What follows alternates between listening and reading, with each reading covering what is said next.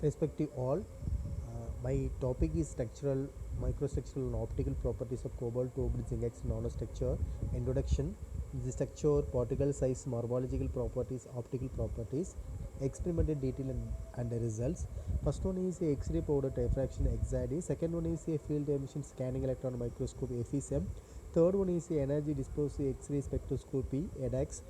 Next one is a UV visible NIR spectroscopy studies UV. Last one is a photoluminescence spectroscopy TL. Result and discussions. First one is a X-ray diffraction pattern. The standard diffraction peaks so the hexagonal Woodford structure of cobalt to zinc oxide nanoparticles. And the average particle sizes ranges between 24 to 26 nanometer. Next one is a FESM image cobalt to zinc X nanoparticles. In the cobalt to zinc X nanoparticles give important information regarding the shape and size of the nanoparticles. The cobalt to zinc X nanoparticles are formed spherical structure. The particle sizes of cobalt to zinc X nanoparticles are decreased as compared to that of zinc X nanoparticles. This reduction in particle size is due to the dispersion in the host material incorporated with cobalt to metal ion in zinc X nanoparticle surface area. However, the sizes of zinc X nanoparticles are reduced by cobalt doping.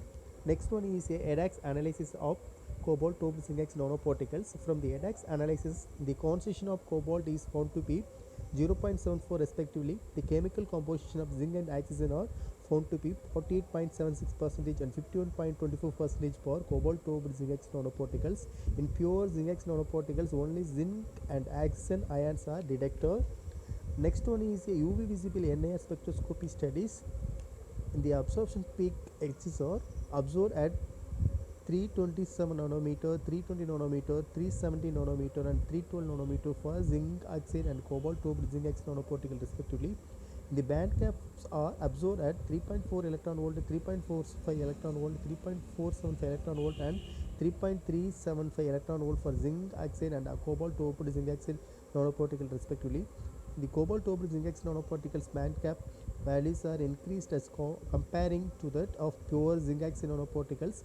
The increases in the band gap or fluid can be explained on the basis of the Proust-Morse effect.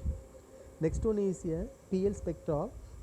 The photoluminescence spectra of untouched zinc oxide and cobalt to zinc oxide nanoparticles recorded with the excited wavelength of 325 nanometer. The PL emission is observed for zinc oxide samples covering from the very short wavelength of 350 nanometer to long wavelength 600 nanometer. From the PL spectra of untouched zinc oxide nanoparticles, near band edge emission wavelength is observed at 388 nanometer. This is due to the UV peak corresponds to the radioactive recombination of the free exciton collision process in the zinc X nanoparticle.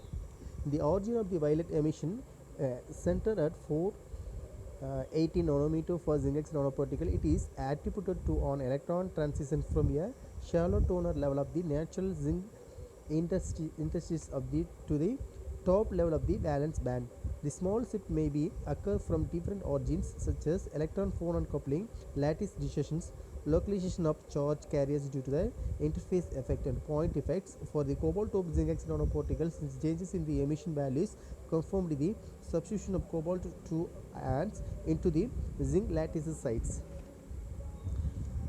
Last one is a conclusion. The cobalt to zinc X nanoparticles were synthesized by chemical method. In the X-ray diffraction study confirmed the hexagonal Woodford structure. From the FESM image, cobalt to zinc X nanoparticles were exhibited spherical structure. The average particle sizes were observed in the nanoscale range. From the EDX analysis, the chemical composition were estimated. The band gap of pure zinc and cobalt to zinc X nanoparticles were estimated at 3.4 electron volt, 3.45 electron volt, 3.475 electron volt and 3.375 electron volt by the UV visible spectroscopy measurements. The photoluminescence studies show that the doping with zinc X nanoparticles altered the band emission due to zinc vacancies, oxygen vacancies and surface defects. Thank you all.